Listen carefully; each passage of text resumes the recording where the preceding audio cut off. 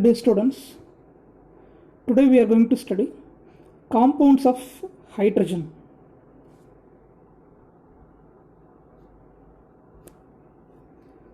The important compound of hydrogen is water. So when hydrogen and oxygen atoms are combining, it forms water molecule. So this is called hydrogen oxide. So the chemical name is hydrogen oxide. And this water molecule is very essential for all living beings. So this is an important compounds of hydrogen. We know that Earth's surface is containing around 70% water. So it is present in the form of ocean, but directly we cannot use it. Many dissolved substances present in the seawater.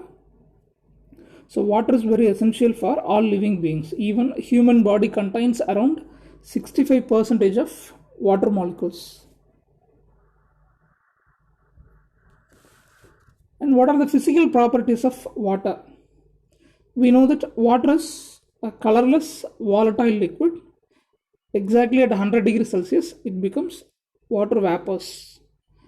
The important property of water molecule is intermolecular hydrogen bonding exists between the molecules. At room temperature, we have water in a liquid state. This is mainly due to intermolecular hydrogen bonding. So in this picture, 3 water molecules have given. You can see the intermolecular hydrogen bonding between least electronegative hydrogen and more electronegative oxygen. This is hydrogen atom of first molecule. We know that hydrogen is the least electronegative atom. In Pauling scale, its electronegativity is 2.1.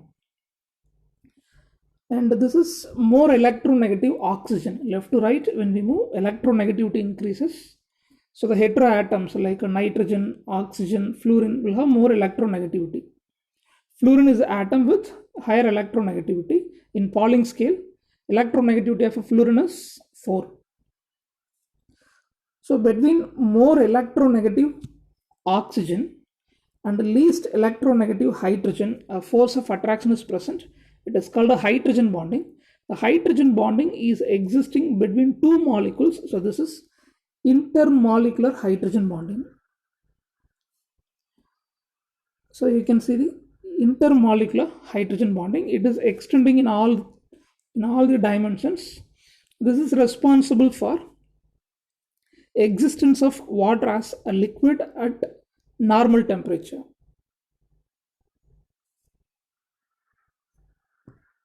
Then what are the chemical properties of water? Water molecule is reacting with metals violently, especially when you take alkali metals. The reaction will be taking place violently. In laboratory, we have the sodium metal. As I told, the sodium is a soft metal. It will be always kept in kerosene because this is a highly reactive with water molecule. So when sodium is exposed to water, even moisture, it leads to explosion, so that the reaction will be a violent reaction. So sodium metal will be always kept in kerosene. So alkali metals are highly reactive in nature. Sodium combines with water, it forms sodium hydroxide with the liberation of hydrogen gas. Like alkali metals, alkaline earth metals are also reactive in nature. So alkaline earth metals will react with water to produce a base as well as hydrogen, but this is not that much violent in nature. So you can consider barium as an example of alkaline earth metal. It forms barium hydroxide with the liberation of hydrogen. In reaction of water molecule with d block elements, transition elements,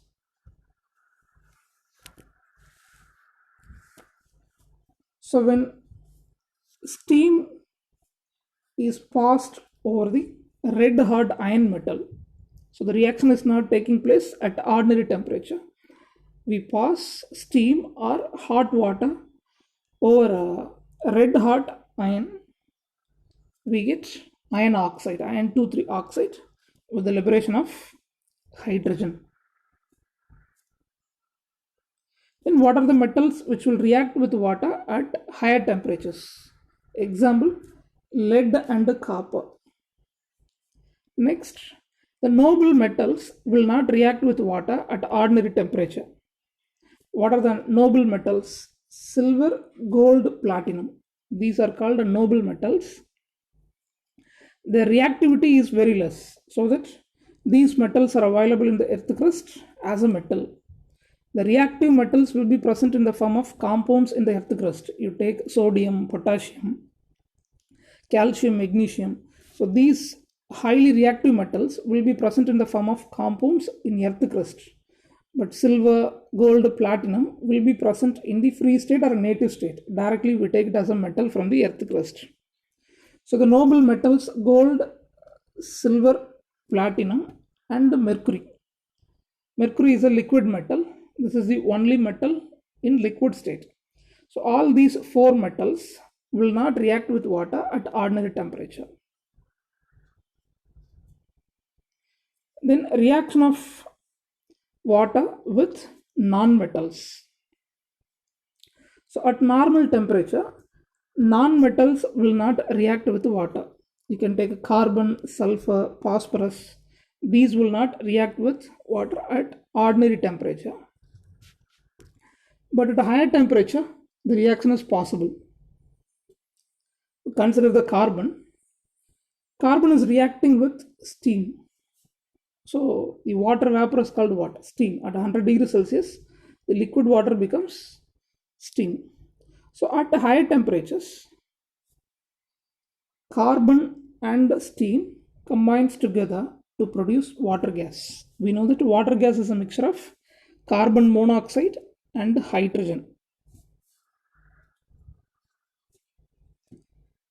Then what about the reaction of halogens with water?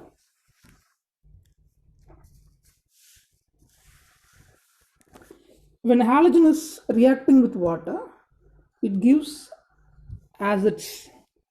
So acidic solutions are obtained when chlorine is reacting with water. So chlorine reacts with water to produce hydrogen chloride, or we can say hydrochloric acid.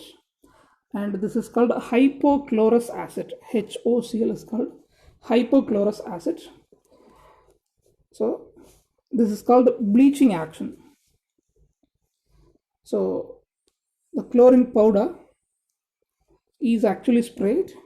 When it combines with water, it produces these acids, and these will kill the microorganisms. So they have antibacterial action.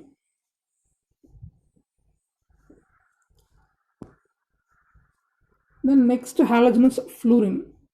How fluorine is reacting with water? When fluorine is reacting with water, we get the same acid but liberation of oxygen. So along with hydrofluoric acid or hydrogen fluoride, oxygen is liberated. Then we can take solutions containing carbonate ion, potassium carbonate solution or a sodium carbonate solution, like that. We can take solutions containing carbonate anion. So when they are treated with water, it forms bicarbonate ion with the liberation of hydroxide ion.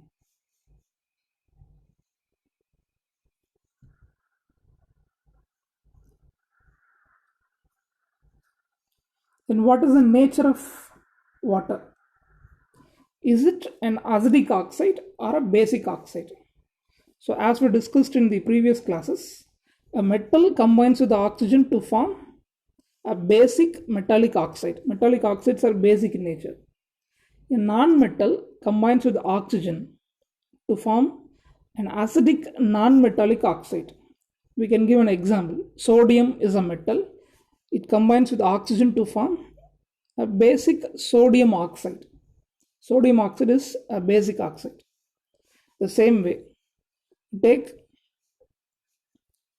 sulfur. Sulfur is a non-metal. So sulfur combines with oxygen, it forms a sulfur dioxide. So it is an acidic oxide. So non-metallic oxides are generally acidic in nature. Metallic oxides are basic in nature. And what about the nature of water? It is also a hydrogen oxide. Water is also one of the oxides. What is the nature of water? It is an amphoteric oxide. So it can behave as acidic as well as basic. Like an acid and a base, it can behave. So we have many acid-base concepts. So Lowry-Bronsted concept is there. In 12th standard we will study. According to Lowry-Bronsted concept, if any substance providing a proton, providing a H plus ion, it is called an acid. If any substance gaining proton or H plus ion, it is called a base. Okay. So to define a substance as an acid or a base, we have many theories. Arrhenius theory, Lowry-Bronsted concept, Lewis concept. So different acid-base concepts are available, which will be discussed in the 12th standard. Water molecule is actually an amphoteric oxide. So it behaves like an acidic as well as basic substance. So we can explain the acidic and basic behavior with the help of Lowry-Bronsted concept. We consider the reaction of ammonia with water. We get two types of ions, ammonium ion and hydroxide ion. So here, water molecule is providing a H plus ion. It donates a proton. So proton donor is called an acid. Okay. So H2O is donating a H plus to the ammonia so that we get ammonium ion. So here the role of water is an acid. We consider the next reaction. Hydrochloric acid is reacting with water to get hydronium ion and chloride ion. So what is the role of water here? It accepts a proton from hydrogen chloride. So hydrogen chloride will be separated into H plus and Cl minus. Now this water molecule is accepting a H plus ion from the hydrochloric acid. So it forms hydronium ion. So here accepting the proton. So proton acceptor is called base. So according to Lowry-Bronsted concept, proton donor is an acid, proton acceptor is a base. So in the first reaction, water is acting as a proton donor. So it is in acidic nature. In the second equation, water molecule is accepting a proton. So proton acceptor is a base. So that we can say water is an example of amphoteric oxide. Then solubility.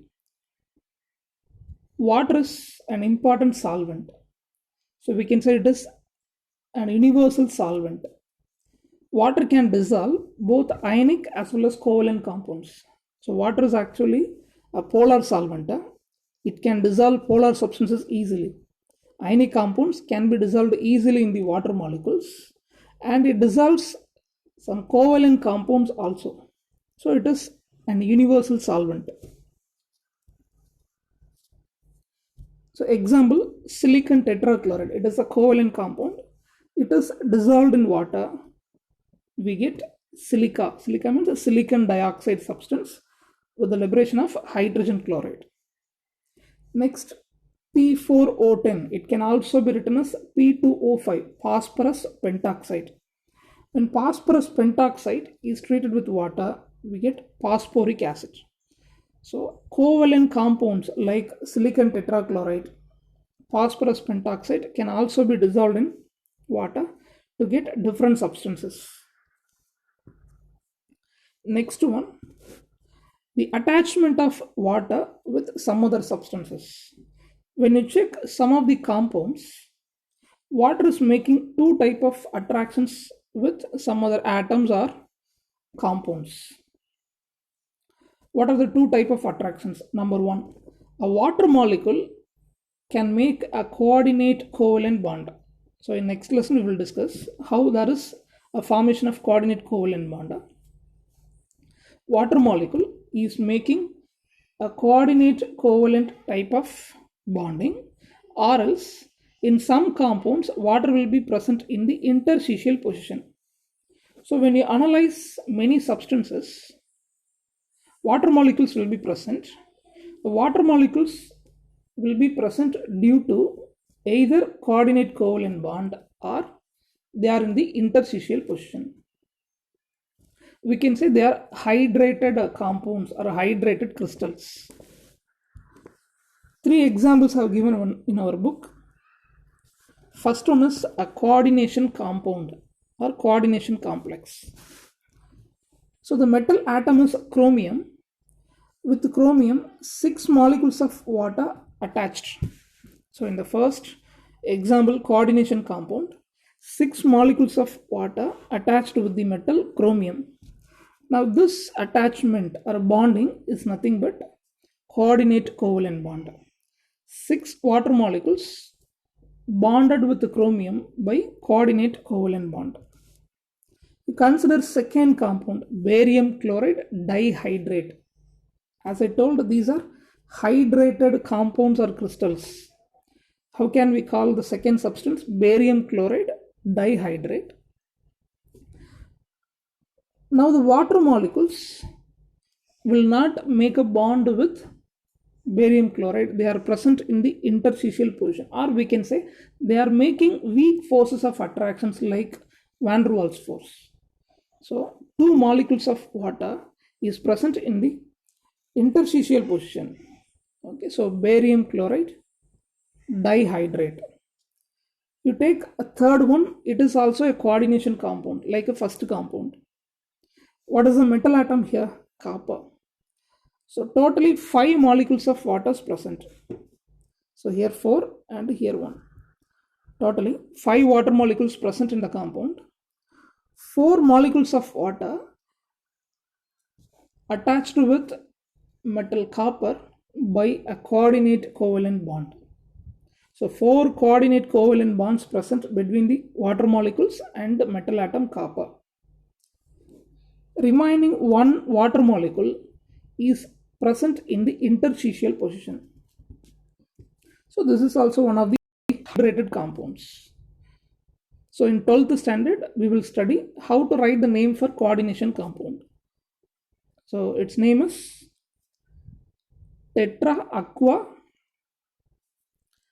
copper 2 sulfate monohydrate. Okay, so only 1 water is present in the interstitial position, so we write the name as monohydrate. So water molecule will be attached with a metal or compounds by a coordinate covalent bond, or they can be in the interstitial position. So these are called hydrated compounds. So with this we complete physical and chemical properties of water. Tomorrow we are going to discuss hard water and soft water. How can we remove the hardness in the water? Thank you.